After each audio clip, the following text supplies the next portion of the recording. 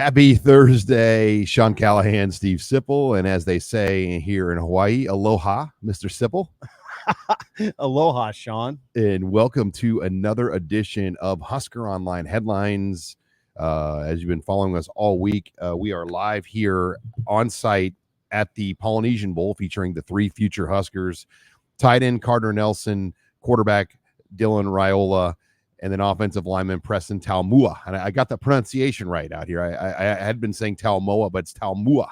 But the three Husker players here all week as they get ready to play in the Polynesian Bowl, which will be Friday on the NFL Network, 8 o'clock Nebraska time, nationally televised game. It's a 3-hour window, so the game will get over about 11 o'clock at night in Nebraska. But what a week it's been. And before I get into our first headline, our special coverage here from Honolulu of the Polynesian Bowl, brought to you by our proud sponsors, Tavern 180, great place in Lincoln to grab steaks, go grab dinner. I'm sure everyone wants to get out of their houses right now in Nebraska and get out.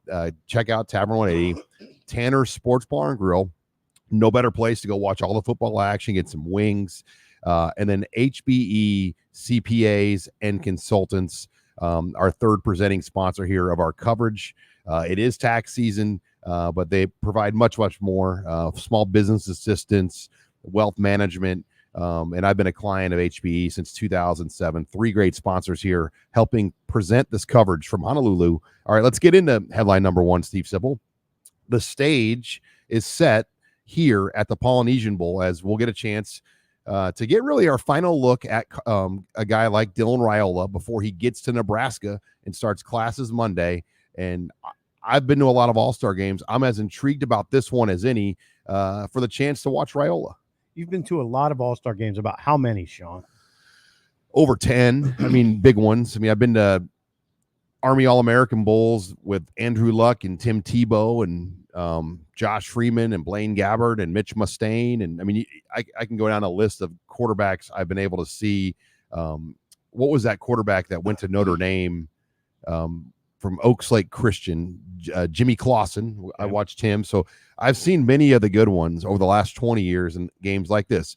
Now, what's interesting is Raiola chose to play in this game and not the other ones. There's the Under Armour game, there's the All-American Bowl, and then now there's the Polynesian Bowl. And there are some players like Carter Nelson that are playing in both games. Brandon Baker, who Nebraska fans are familiar with, has played in both bowl games as well. So it is not the norm necessarily to play in both, but the Polynesian Bowl is 2 weeks later than the All-American Bowl, which makes it possible for guys to do both games. Yeah, and here's the deal. There's a connection. There's a strong connection. Dominic Raiola, Dylan's father, is from Honolulu. This is his hometown. We're in his hometown. The birds are chirping, by the way, and it's very beautiful out here. What hotel we at? The Princess Sheraton? We're at the Sheraton Princess property here. Yeah, so there's a strong connection with the Raiolas and this. It's Honolulu. It's the Polynesian culture. It's very important to them. So it makes complete sense that Dylan Raiola is playing in this game. And listen, he's also he's a star. He's the star of the show. He is the star of the show. Go ahead, Sean. His presence at the practices, like you just feel it, like he just has that it factor. And you talk to the father of Tua Tagovailoa, the Miami Dolphins starting quarterback, former Alabama quarterback, and his two boys, Galu, is that how you pronounce it? Yeah, that's the father. Yes, Galu Tagovailoa. He had two sons that are arguably some of the best Polynesian quarterbacks ever. Well, the Raiolas have an opportunity to put their names up there as well. Yeah, they have an opportunity. It would be great if the Raiolas turned out like the Tagovailoas, right? I just hope I didn't butcher that completely. They have to do it still. I mean, come on. Dayton is class of 2020. Yeah, he's never started yet, but he's got the tools. Yeah, he's got the tools. Now, Dylan, again, you said the key thing, Sean. His presence is so big here. It's not only well, part of it is just he's a big guy. He's such an impressive. His size is so impressive at that position, and his arm strength sticks out. And when he thunders up the field, if everybody's covered. It's pretty impressive to watch. He's a 5-star quarterback by 3 major services for a reason. So it's been pretty illuminating to watch not only him practice and throw to Carter Nelson and operate with, a Tennessee bound receiver and a Oregon State bound receiver. I mean, a lot of speed on the edges, but just his aura. I mean, he handles this all very well. He understands that as a quarterback and a high-profile quarterback, there's a lot that goes into that. It's not just about handoffs and checkdowns. I mean, there's a lot that goes into that picture, and he seems to understand that completely. Well, and Carter Nelson, for him, he's played in this game after playing 8-man football, and it's the second All-Star game he's taken part of over January. He said the hardest part is he's had to miss 4 basketball games. Ainsworth games, for Ainsworth to play in All-Star games. But he said, look, these are once-in-a-lifetime opportunities. I'm going to college to play football, and he's weighing about 220 right now, would like to get to 230, 240. That's what Nebraska would like him at, in that range. But he's, by some of the other recruiting services that have been here, they've ranked Carter Nelson as a top performer in practice. Carter Nelson, Sean, I just would say this: Nebraska fans would be very happy, impressed, hopeful. They would feel a surge of optimism if they came out to the practice where we're going here a little bit and where we've been the last 2 days and saw these guys on the field. We talked about Dylan, but also Carter Nelson is super impressive physically. I mean, you can see why quarterbacks would like to go to him. He's a long, rangy, fast hybrid. He's got a great catch radius. He's very intent on getting better. You can tell he's kind of learning.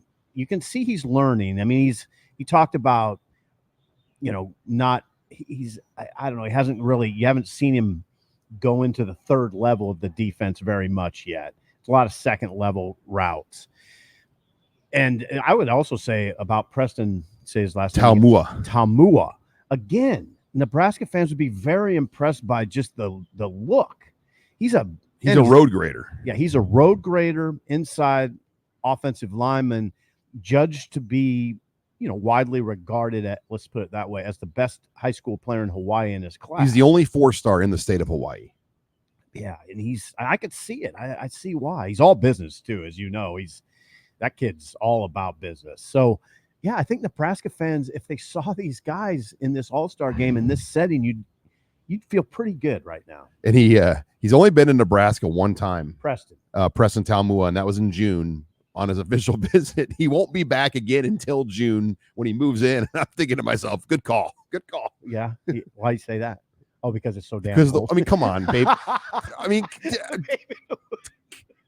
I get it. Because look at, dude. I think people literally think this is a fake backdrop. This is our hotel right now, right behind us. That's pretty. It's a gorgeous day, and every day's the same here weather-wise. We need a couple birds to make it look real, so people don't think it's fake. Yeah, I don't know why do they have weather people here every day. It's 80, and then it gets down to 65 at night, and then it's 80, and it gets down to 65 at night. And there's no bugs. No bugs. All right, let's take it to headline number 2. Once again, HuskerOnline headlines. These special shows brought to you by Tanner Sports Bar and Grill, Tavern 180 in Lincoln, and HBE CPAs and consultants on 56th and Yankee Hill. But they're a statewide operation with locations and services across Nebraska. But let's take it into headline number 2. Nebraska gives Glenn Thomas not only the quarterback's coach title, but he will be the co-offensive coordinator. And I think just getting that in writing, seeing that was very significant because, it's been out there for quite some time that he was the guy with his ties to Matt Rule that was the likely person to be the quarterback's coach. But we didn't know what they were going to do with that coordinator title. Now we know he's the co-offensive coordinator. Now, what does that mean for play calling duties and those types of things? We don't know the answer to that yet, but he will share that title with Marcus Satterfield. I would imagine his salary is going to be in the neighborhood. We don't have those terms yet, in the neighborhood of around $1 million. You think so? I mean, he's a coordinator. The other coordinators at Nebraska make it in the millions. Yeah, you're right. What do you think there? I think you're probably right. And it's also an interesting story from the perspective of Marcus Satterfield, who now, Sean, will coach tight ends. Marcus Satterfield goes from offensive coordinator / quarterbacks coach to offensive coordinator / tight ends coach. And if you look at, we'll talk about Thomas here in a second. I just know more about Satterfield right now. If you look at Satterfield's resume, hasn't coached tight ends very often. He's always coached on the offensive side of the ball. He's coached wide receivers quite a bit. He coached he was an assistant offensive line coach for Rule with the Carolina Panthers. He's coached quarterbacks at his last 2 stops, but it hasn't gone particularly well. At least at Nebraska, it really went poorly, you would say. So the injuries happen, though, but the big thing you go back to is that they ID'd Jeff Sims. Yeah, it went poorly. And that decision, I mean, but it was a year 1. They didn't have a lot of time. And they lost. I mean, I made the joke to you, Sipple, like I watched Ohio State play with their backup quarterback, their backup receivers and running backs, and they looked pretty ordinary. Valid point. And I'm like, oh, wait, I watch that every week in Lincoln. And it looked pretty ordinary. I don't know if Ohio State, I don't know how many times they turned the ball over in that bowl game. That's the question. Because Nebraska was a turnover. Well, they lost 14-3 to Missouri, right? Yeah, I don't know how. Yeah, and they might have turned it over a few times. I don't know. But anyway, Satterfield, he coached tight ends at Baylor in 2018 and 2019. If you look at his resume, that's the only time he's coached them. Not a huge deal. He's always coached on the offensive side of the ball. As far as Thomas goes, what's interesting to me is he has a ton of experience in the NFL and a ton of experience in college. He's really gone on both sides of it and done well. And this should have come as a surprise, but Dylan Raiola was able to catch up with Glenn Thomas on the phone. The two spoke for the first time here this week. Yeah, mainly just a kind of a touch base session. I wondered, man, you don't hear sirens around here. They're coming for you, Sip. No, I didn't do anything wrong. You shouldn't have. No, I didn't dined and dashed at Denny's last night. No, they're not. I don't even know if that might have been. And we didn't eat at Denny's for the record, but that's just some inside Steve Sipple humor. I had a Hawaiian barbecue last night. Thank you. Where was I? Oh, Glenn Thomas. Thomas has that background in both the NFL and college. He coached those quarterbacks that set records for Rule at Temple and Baylor. He's got that background with Rule, which is integral, that those guys have worked together and they understand each other. Thomas will know exactly what Rule expects. Rule knows exactly what he's getting, no feeling out process. So that's good. And it's really important. And Dylan mentioned this, Dylan Raiola, that it's good to have a dedicated quarterbacks coach.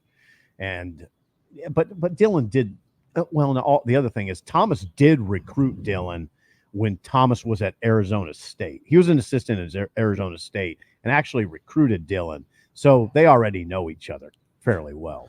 Yeah, another thing to note here, Josh Martin, who stepped in as the tight ends coach last year after Bob Wager resigned or was let go from his position, will move back to an analyst role at Nebraska. And, that's how this all happened. So the shuffle on the staff is essentially, this all goes back to Bob Wager and Bob Wager being let go for his incident in August. Josh Martin stepping in as an interim tight ends coach. He'll now step back, which has allowed Glenn Thomas to come in and kind of move the pieces. Yeah. The other thing is people are going to wonder, Sean, what about Dana Holgorsen? Dana Holgorsen was in Lincoln I would call it an extensive visit a couple weekends ago. And we wondered if he was going to be a piece of this. Do you still anticipate that he could be a piece of it? It's hard to say. I mean, there's definitely some smoke out there about his name in LSU. As a coordinator. A lot of it, OC. yeah. A lot of it is what does Dana Holgorsen want to do, and what is his best path to get back to being a head coach? Because when you're a head coach, and Houston is paying him out $15 million on his buyout, so I think there's motivation for Dana Holgorsen to want to get back into coaching at the right position to get himself back to one of those head coaching jobs. Yeah, he's in his early 50s. He probably, and it is I think for a lot of guys, once they've been a head coach, this is not for everybody, but it's for a lot of guys. I know it's for Bo Pelini. I don't think he wanted to work for anybody. Once they're the boss, they kind of want to stay a boss. It still amazes me, like, he didn't work out at West Virginia when he was there. Like, it just seemed like Who's out? Holgorsen. Yeah, I don't know. He was 20 games over. I think he was 61-40. But it was kind of a deal. I mean, I'd have to now hold on. Fact checkers, which we don't have. I'd love to have a fact checker right now. I pulled that record out of I don't know where. I think that's what he was though. But it was kind of a Bo Pelini deal there for him, where I think, he Are you sure he just didn't take it? Did he get run out of there? Well, I think he left to go to Houston right before they could. I think kind of like if Bo Pelini would have left Nebraska to go to Arkansas, it would have been like that same type of feel there, where he just left just because things kind of went stale, or it just didn't feel we're right about this. No, I remember how it played out, and he went to Houston and got out of there before and moved on, and that's when they brought one step ahead of the posse. Is that what you're saying? Yeah. Okay. But all right, let's get into headline number 3 once again. Husker on the headlines brought to you by Tanner Sports Bar and Grill, Tavern 180, and HBE CPA and consultants here with locations across Nebraska. Headline number 3. 17 early enrollees and 6 transfers will begin classes at Nebraska on Monday. Unofficially, that's the biggest number I've ever seen at Nebraska. It can't be much bigger than that. I mean, it really can't. So the number of, and now there's 16 of the 29 scholarship recruits for high school that will be here, then 1 walk-on as well, Isaac Dickey, and then all 6 of the transfers. So quite a group. And Sean, you know what this is? This is great for spring ball. It just adds some juice. Oh my God, does it add juice? Well, both receivers will be there. Yeah, Naor and Banks. Jamal Banks and Isaiah Naor. And then I would say they're the most intriguing to a lot of people. I would say Dowdell. To me, Dowdell is the most intriguing. Well, Micah Mazuka is going to have a very good chance to be a starting offensive guard. 100. So they're, oh my God, is it? And then of course we haven't even mentioned Dylan. I mean, Raiola's coming and in. Daniel Kalen. Yeah. I mean, we'll get a live look at, like, what if Kalen, I mean, I'm not saying he's beating out Raiola, but like, what if he looks really good too? That's going to be a great story too. Well, I know we're all about great stories, but also there's a reality to these discussions that I feel like we often overlook. And that is this: Kalen needs to be good. Okay. It's not just a great story. He needs to be good because he's probably, well, let's put it this way. He has a very good chance to be number 2, which means he's 1 snap away from being the guy and maybe playing against Ohio State. So, or a team like that, or USC on the road, right? Are they going on the road? Yeah. Yeah. November 15th, I believe. Yeah. So we always do this now. It's kind of become a theme of me and of ours, is the cute little story thing is not a big deal to me anymore. You got to get dudes in here that are ready to go, Sean, and it's go time. And actually, Dylan said something yesterday that was I really felt good about. He said it's kind of time for all the noise to stop and get to work now. Although it's not quite time, because we're covering an all-star game. So after this is kind of it. I mean, and for Dylan, he left Lincoln this week to come to this because the players did report on Sunday. I mean, so yes. It's not like they're just reporting this weekend. They're already there. This is like a full week for them to kind of get going and move forward. Hey, I got a question for you, Sean. Sticking with these guys that are coming in, this theme of these early enrollees are coming in to practice, be ready for spring ball. Is Bly Hill a threat to start? No. Ooh, you don't think so? Well, okay. I don't know. I'm going to name off 5 defensive backs. Okay. And I'm going to ask you if you think he's going to beat any of these guys out. Okay. Tommy Hill. Nope. Marquise Buford. Nope. Isaac Gifford. Nope. Malcolm Hartstog. Nope. And then I'm trying to, and Deshaun Singleton. No. So, okay, what do they play? A 3-3? Right. 5. Right. What did I do? I named off how many guys? You named 5.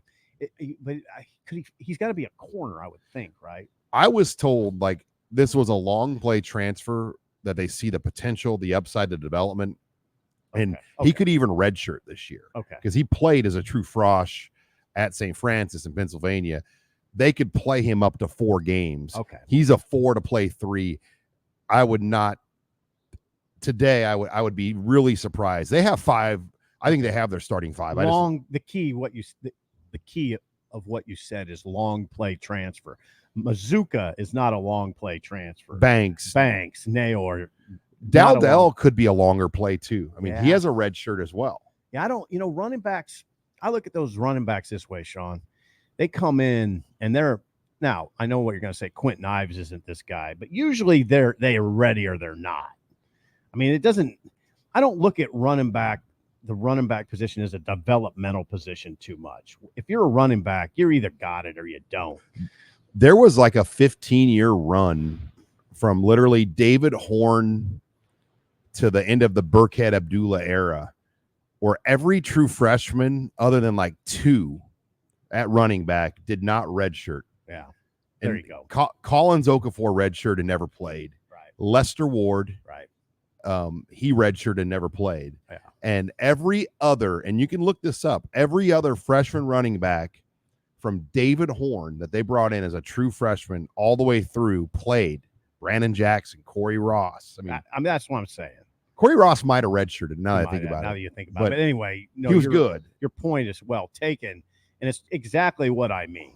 I mean, it's usually not a position where you throw a guy out there in August and say, okay, he's going to be good down the line, but not quite ready. Of course, it happens. It's happening with Quentin Ives. But I don't, generally speaking, no.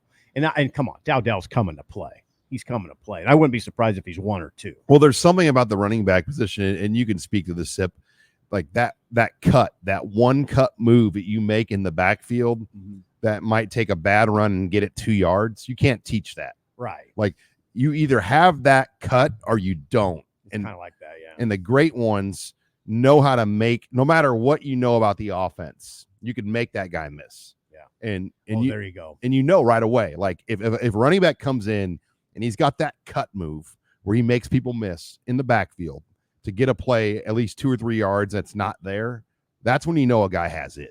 I think that is one thing. And I also think the other thing, and this is what Nebraska's lacked at that position for a few years now, probably going back to Amir largely, is Nebraska has had a lot of backs that can get you what's blocked. What you want are backs that can get you what's blocked and then a lot more, and they can do it often. So that's what we'll see. We'll see if Dowdell has that. I don't know. All right, let's move it on to headline number 4. Thanks for joining us here on Husker on Online Headlines from Honolulu. We are at the site of the Polynesian Bowl here at the official hotel, the Sheraton Princess. Husker Online Headlines here from the Polynesian Bowl, brought to you by Tanner Sports Bar and Grill, Tavern 180, and HBE Consultants and Accountants, as they are presenting sponsors. Go on into Tanner's, by the way. Watch the Polynesian Bowl. They'll have it on there at the location. Great wings and food. Check it out over at Tanner's on 30th and Yankee Hill. They'll have all the NFL playoff games on as well, Saturday and Sunday. But all right, headline number 4. Nebraska basketball has a meltdown, Steve Sipple, at Rutgers. They blew multiple 12-point leads, one in the first half, one in the second half. They lose 87-82, and they gave up 25, I believe, offensive rebounds. Yeah, that's right. They lost in overtime. 87-82, like you said, in overtime. They gave up 25 offensive rebounds. In the first half, they had a scoring drought of 6.5 minutes. In the second half, Nebraska had a scoring drought of 9 minutes. A scoring drought, a field goal. We'll call it a field goal drought. They didn't make a field goal for 9 minutes.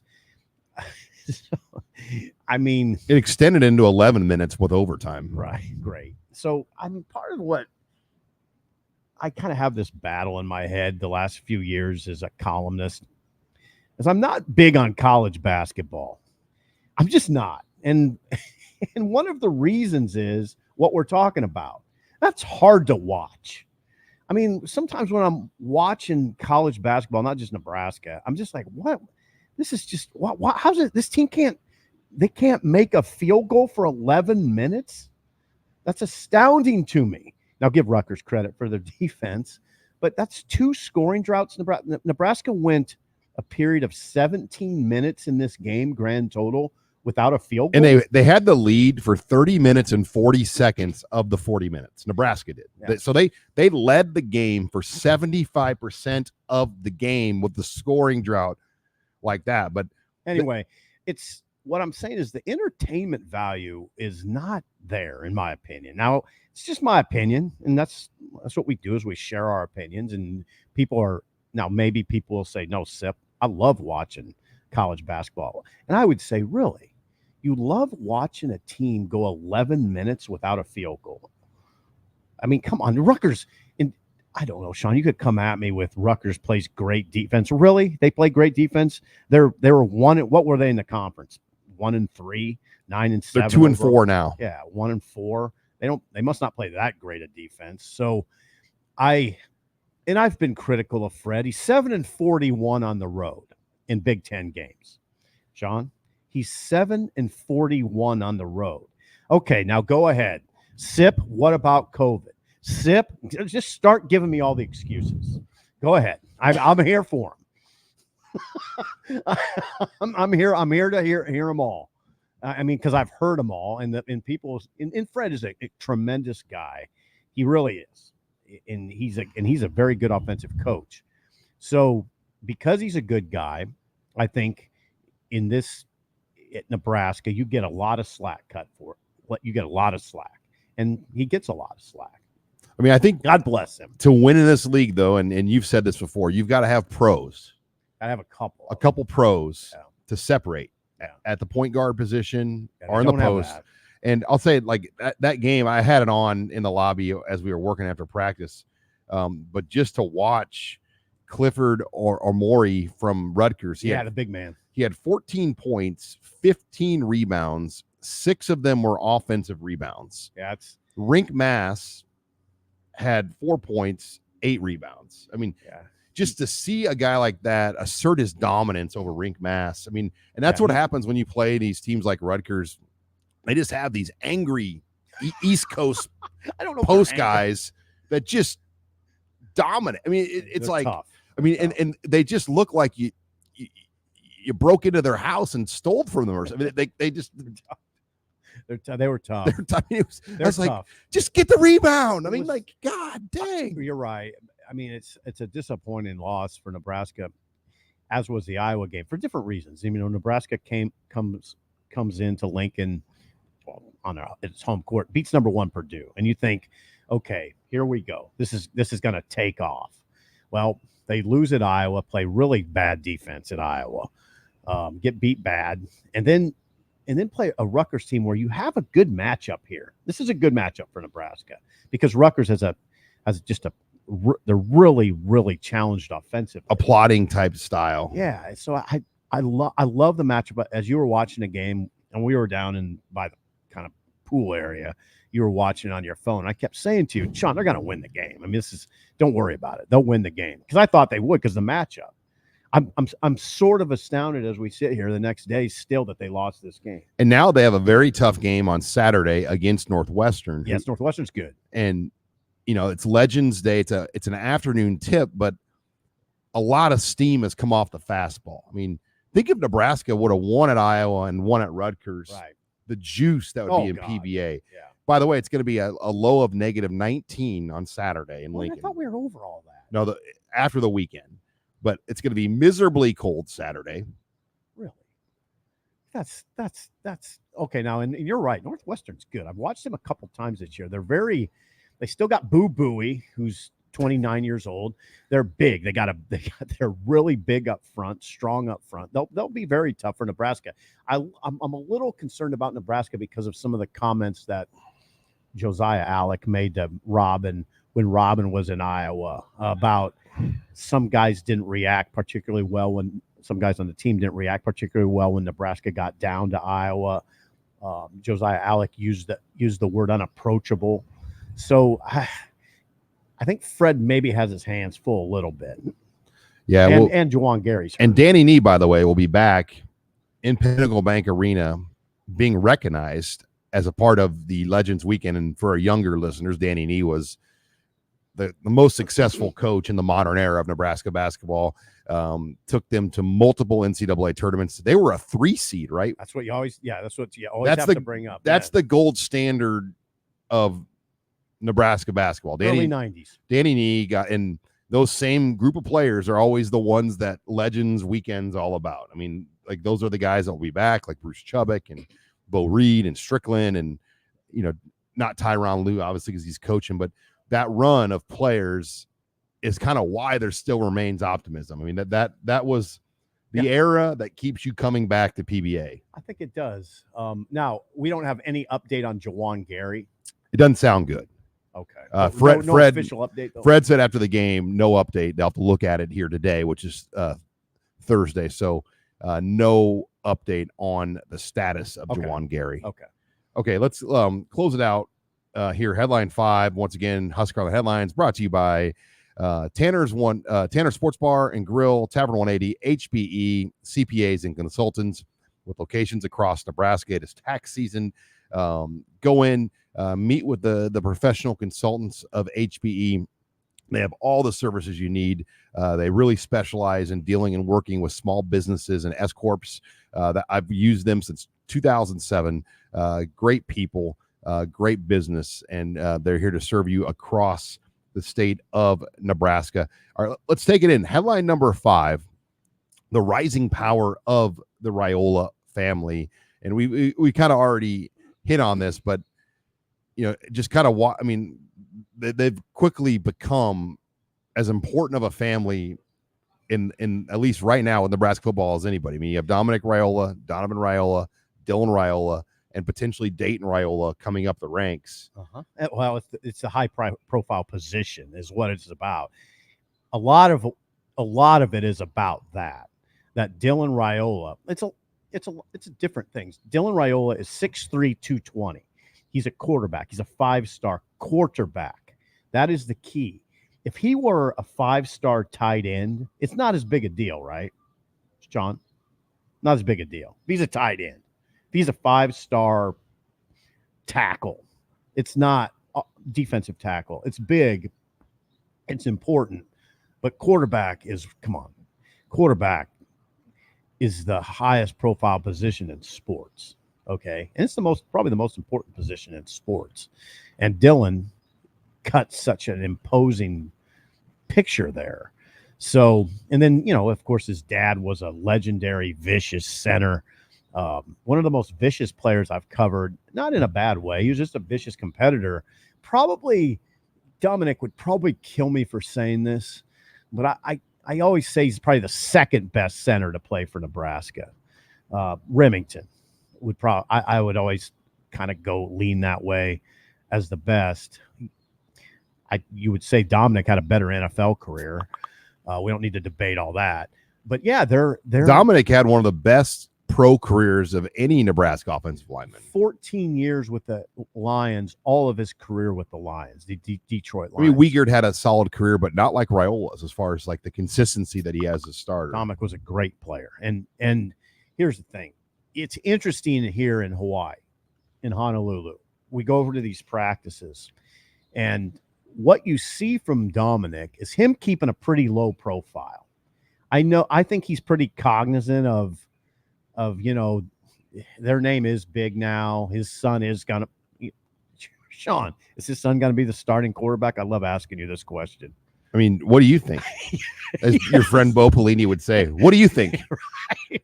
You watch the practices, you watch the games. What do you think? As Bo would say to you, Sip. What do you think? I think so. I think so.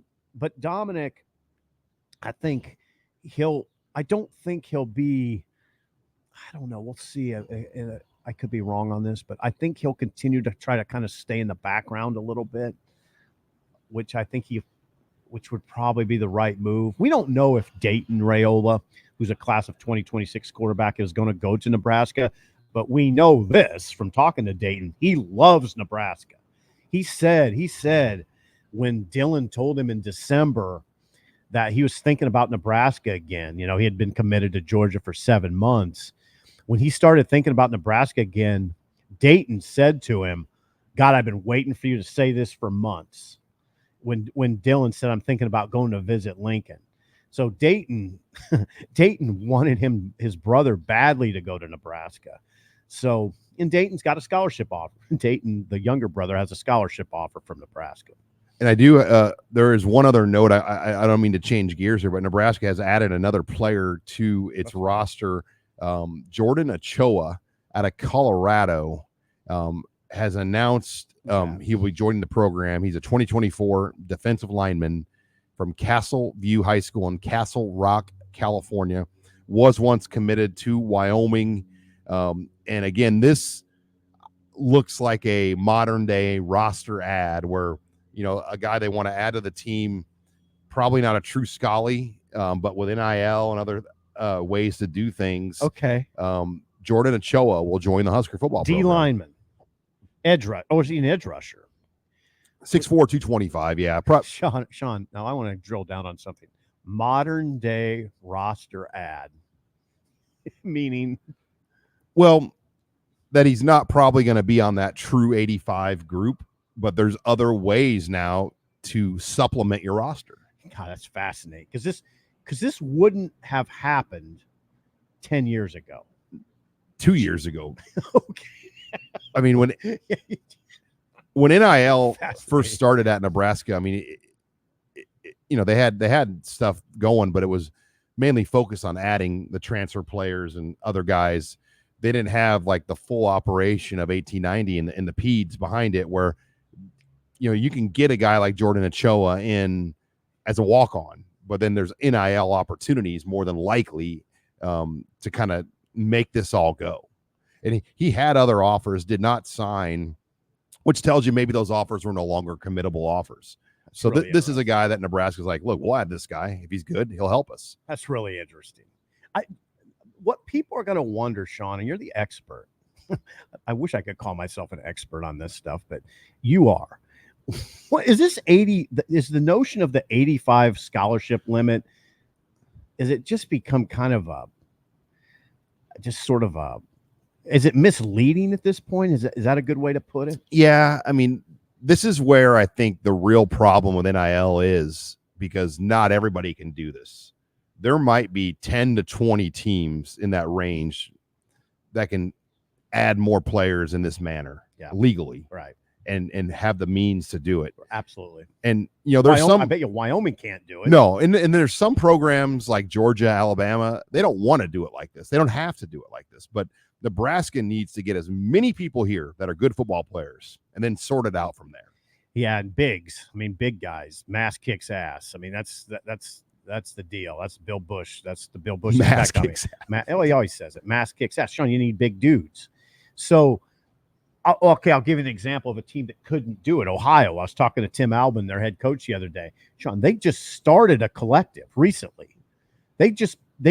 Ohio University just recently started a collective. Yeah, it's a different deal at that level. I hope Nebraska fans understand how fortunate Nebraska is to be in the position they're in. As you mentioned, maybe one of 20 schools that could do something like that. And that might be aggressive. I mean, I don't know if like Kansas State or Kansas, or like even programs like that can do things like that. But yeah, just to see this all play out, pretty remarkable. Because Nebraska's got the money.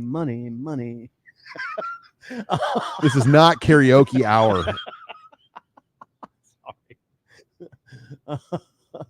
All right, Sean. Well, no, and we've got so we're planning to go live tomorrow, and we usually go at 11 local time. We're going to do noon. We'll do a noon show.